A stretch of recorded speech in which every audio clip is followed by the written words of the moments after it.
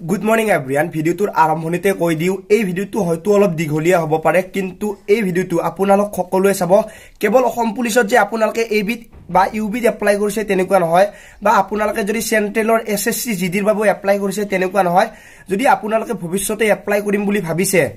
মানে যেতিয়া পোষ্ট উলাব অসম পুলিচৰ নতুন কৈ বা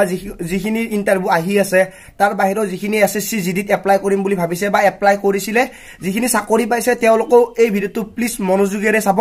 আৰু আপোনাৰ যিমান লগৰ বন্ধু বান্ধৱী আছে সকলোকে শেয়াৰ কৰি দিব একদমে নাপাহৰিব কাৰণ এই ভিডিওটোত কিছুমান মই এনেকুৱা টপিক কম হয়তো আপোনালোকৰ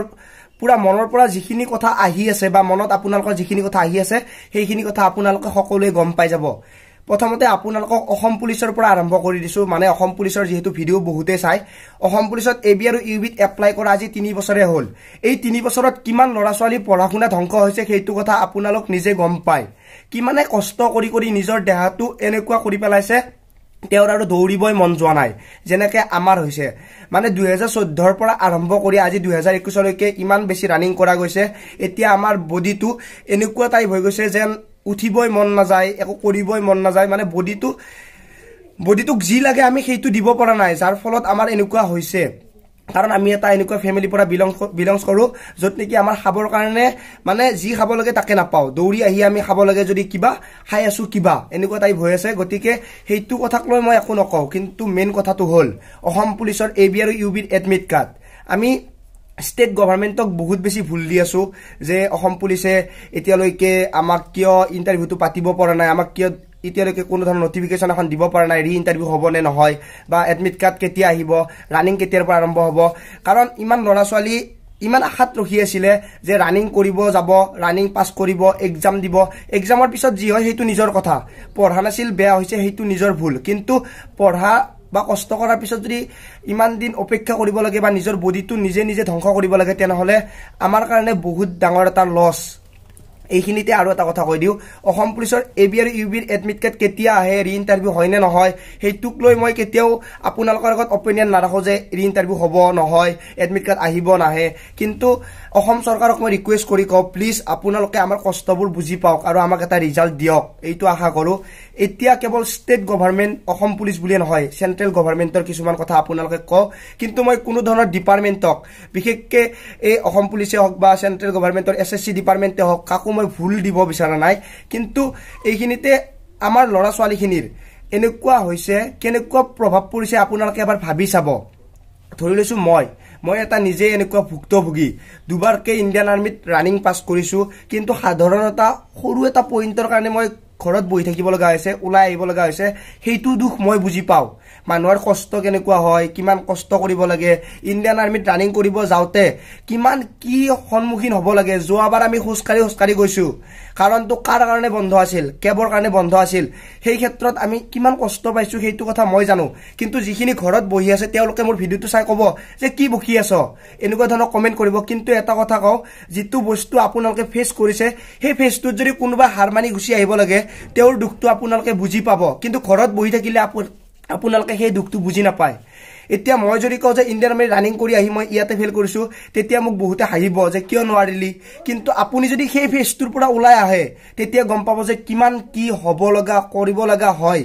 ৰাতিপুৱা কেইটাত উঠিব লাগে হেতুটো নকওৱে সদায় উঠা যায় ৰাতিপুৱা কষ্টটো হেতু হয় কিন্তু ৰেলিৰ দিনা ৰাতি 12টাতে উঠিব নে আপুনি এটাতে উঠিব নে 11টাৰ পৰা আপোনালোকে ৰাস্তাতে শুই থাকিব কোনোবাইতো ৰাস্তাত 9টা বজাৰ পৰা শুই আছে এতিয়া ঘৰৰ পৰা গৈছে ৰাতিপুৱা গৈ গধূলি পাইছে তেতিয়াৰ পৰা ৰাস্তাত শুই আছে তেনেকুৱা প্ৰভাৱো আমাৰ লৰা ছোৱালী তাত পৰিছে তেনেকুৱা হৈ পাইছে গতিকে হেতুক লৈ আপোনালোকে প্লিজ অপিনিয়ন নিদিব যিখিনিয়ে এতিয়ালৈকে এইবোৰ কৰি পোৱা নাই আৰু যিবোৰে কৰি পাইছে তেওঁলোকে গম পাব এইটো কেনেকুৱা কষ্ট এতিয়া ক সেন্ট্ৰেল গভৰ্ণমেণ্টৰ এসএসসি জিডিৰ কথা কেইদিনমান আগতে আপোনালোকে ৰিজাল্টটো পাইছে এই ৰিজাল্টৰ ক্ষেত্ৰত বহু লৰা ছোৱালীৰ মনটো ভাঙি গৈছে কাৰণ 3 বছৰ ধৰি অপেক্ষা কৰিছে তেওঁলোকে পৰীক্ষা পাছ কৰিছে ৰখি আছে কিবা এটা ৰিজাল্ট পাব কিছুমানে ৰিমেডিকেল দিব ইমান দূৰলৈকে গৈছে পাছো কৰিলে কিন্তু তেওঁলোকৰ এই কাট অফটোত মাৰ্ক নাহিল মানে তেওঁলোকৰ মাৰ্কটো নাহিল এই কাট অফৰ যিখিনি লিষ্ট আছিলে তাতে মানে ফাইনেল মেৰিট লিষ্ট নাহিল এতিয়া মোক ক'ব যে ফাইনেল মেৰিট লিষ্টত নাম্বাৰ কম পাইছে তেওঁলোকৰ নাম কিয় আহিব লাগে মই আপোনালোকক এটা কথা কও যদি ফাইনেল মেৰিট লিষ্টত নাম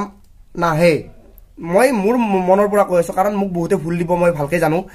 চাওক ধৰি লৈছো এজন লৰাই পাইছে 51 তেওঁ সিলেক্ট কৰিছে আসাম ৰাইফলছ কিন্তু CRPF বা CSF ধৰি লৈছো 48 পৰা গৈছে অসমত কিন্তু সেই 51 পোৱা লৰাজনে নাপালে এইটো কাৰণত নাপালে কাৰণ আসাম ৰাইফলছৰ কাট অফ মাৰ্ক বেছি গৈছে কিন্তু ইমান দিন যে অপেক্ষা কৰিছে তাৰে কাৰণে আপোনালোকে এটা কথা গুৰুত্ব দিয়ক মই এইটো কোৱা নাই কাট অফৰ ভিতৰত নোযোৱাবোৰক লব কোৱা নাই কিন্তু আপোনালোকে এইটো কথা গুৰুত্ব দিব কৈছো যে যিখিনি লৰাই সিলেকশন হৈছে সিলেকশন হোৱা যিমানখিনি লৰা যাব পোষ্ট কিমান খালি থাকে বা পোষ্ট কিমানটা খুমাইছে কিমানটা লৈছে হেতু গুৰুত্ব দি তাৰে ভিতৰত কি কৰিব লাগে যদি বহু লৰা যোৱা নাই মানে ধৰি লৈছো 80% লৰা গৈছে 20% যোৱা নাই আৰু লগে লগে এখন লিষ্ট দিব লাগে কাৰণ বহুত লৰাই কষ্ট কৰিছে এই 3 বছৰ ধৰি বহুত লৰাৰ ফ্যামিলি ধ্বংস হৈ গৈছে ইমান অপেক্ষা কৰিছে ইমান কাম কৰিব মই এনেকুৱা লৰা পাইছো যেহেতু আমাৰ ইয়াৰ পৰা বহু কেইটা সিলেকশন হৈছে তেওঁলোকৰ ভিতৰত এনেকুৱা লৰা আছে দিন ৰাতি হাজিৰা কৰি আছে কেৱল ফ্যামিলিটো চলোৱাৰ বাবে আৰু কাৰণ এইটো বয়সত যেটো বয়স আমাৰ হৈছে যেতিয়া 18 বছৰ বয়স হয় তেতিয়াৰ পৰা ঘৰত পইচা খুদিব কোনেও নোৱাৰে আপোনালোকে নিশ্চয় গম পায় কাৰণ মোৰ ভিডিও 18 পৰা 25 বছৰৰ ভিতৰত বেছি মানুহে চাই এইখিনি বয়সত লৰা ছোৱালীৰ কেনেকুৱা প্ৰভাৱ পৰে এনেকুৱা টাইমত কেনেকুৱা ফ্যামিলি প্ৰেসাৰ পৰে পঢ়াশুনাটো গুল্লা যায় পঢ়াশুনা পুৰা ডাউন হৈ যায় কিন্তু ফ্যামিলি প্ৰেসাৰত আহি যায় এইটো মই এইটো কোৱা নাই যিখিনি মানে ধনী মানুহ আছে বা যিখিনি ৰিচ ফ্যামিলি আছে তেওঁলোকক কোৱা নাই যিখিনি মানে আমাৰ দৰে দৰিদ্ৰ ফ্যামিলি আছে মানে যিখিনি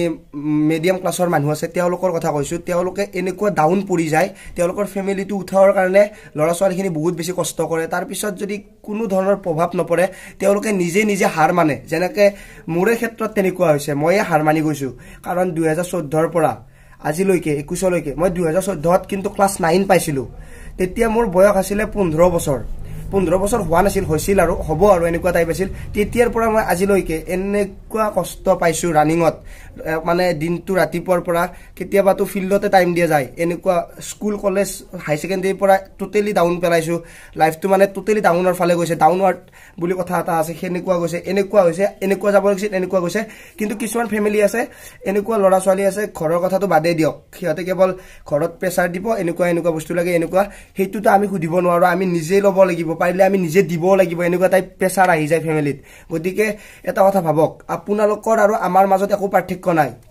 যিখিনি মোৰ ভিডিও আছে মই ভালকৈ জানো কিখিনি লৰা ছোৱালী এনেকুৱা প্ৰেসাৰত এনেকুৱা প্ৰভাৱত এনেকুৱা অভাৱত দৌৰি আছে ইমান কষ্ট কৰি আছে এইটো কাৰণে কাৰণ তেওঁলোকৰ ফ্যামিলিটো অলপ ওপৰত যাক তেওঁলোকৰ ফ্যামিলিটো অলপ গ্ৰো হওক তেওঁলোকৰ ফ্যামিলিটোৱে মানুহে জানা হওক মানুহ ফোকাস কৰে এনেকুৱা ফোকাস কৰি লাইফত পঢ়াশুনাটো বেলেগ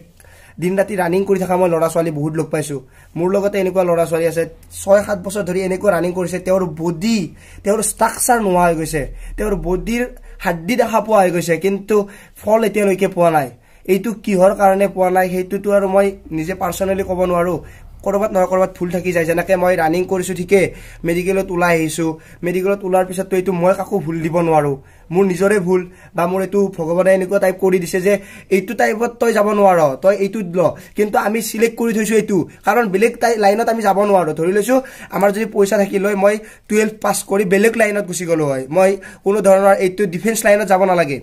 কাৰণ ডিফেন্স লাইনত মই গম পাইছো যে মোৰ এটা ইফেক্ট আছে ধৰি লৈছো মোৰ হাতৰ আঙুলিটো বেকা এই বেকা আঙুলিটোৰ কাৰণে মই ডিফেন্সত নাপাও কিন্তু সেইটো টাইমত এনেকুৱা হৈছে যে তই ডিফেন্সতে যাব লাগিব আঙুলিটো বেকা হলো যাব লাগিব কিন্তু হেইটোত কিন্তু তই সিলেকশন নহোৱা কাৰণ এইটোত যোৱাৰ কাৰণে মোৰ ৰাস্তা নাই যদি মই 12 পাস কৰি ইঞ্জিনিয়াৰ লাইন যাব পাৰিলো হেইটোত যোৱাৰ কাৰণে মোৰ পইচা নাই বা হেইটো মোৰ ফ্যামিলি প্ৰভাৱ বা অভাৱ গতিকে মানুহৰ লাইফটো কেনেকুৱা কেনে ধৰিব নোৱাৰে ইয়াতে বহুত কথা কৈছো আপোনালোকে চাগে বহুতে গম পাইছে ভিডিওটো বহুত বেছি দীঘলীয়া হৈছে সোৱাৰ কাৰণে বহুত বেছি ধন্যবাদ আপোনালোকে এটা কামে কৰক লাইফটো কি হৈছে কি হ'ব হেতু বাদ দিয়ক কিন্তু আপোনাৰ লাইফটো কেতিয়াও হাৰ মানে নাপালিব মই কিন্তু বহুত বেছি ডাউনৰ ফালে গৈছিলো কিন্তু মই নিজকে কন্ট্ৰোল কৰি আছো যে